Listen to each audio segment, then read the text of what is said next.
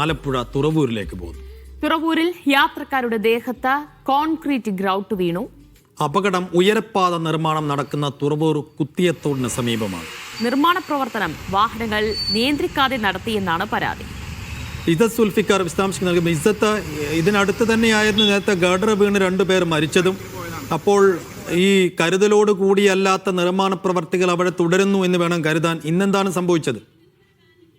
സൈഫുദ്ദീൻ, കൃത്യമായി 1 മാസത്തിന് മുൻപാണ് ഇതുപോലെ ഇതേ ദേശീയപാതയിൽ അരൂർ ഭാഗത്തായിട്ട് ഗർഡർ വീണ് ഒരാൾ മരണപ്പെടുന്നത്. ഇപ്പോൾ വീണ്ടും ഇവിടെ ഇതേ ദേശീയപാതയിൽ തന്നെ ഒരു കോൺക്രീറ്റ് പാളി അടർന്നു വീണ് ഒരു യാത്രക്കാരന് ദേഹത്തേക്ക് വീണ്ടിക്കുകയാണ്. മാത്രമല്ല അവിടെ കുറെ നേരമായിട്ട് ഈ പറയുന്ന ഗതാഗതം തടസ്സപ്പെട്ടിരിക്കുന്നു.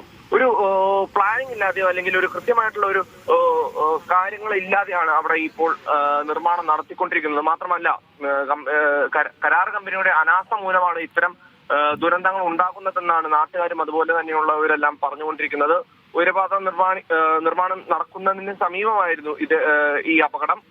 ഇപ്പോൾ കാര്യങ്ങൾ അവിടെ തീർപ്പാക്കിയിട്ടുണ്ട്. മാത്രമല്ല ഇപ്പോൾ അവിടെ ഗതാഗതം വീണ്ടും പുനഃസ്ഥാപിച്ചിട്ടുണ്ട്. സൈഫുദ്ദീൻ.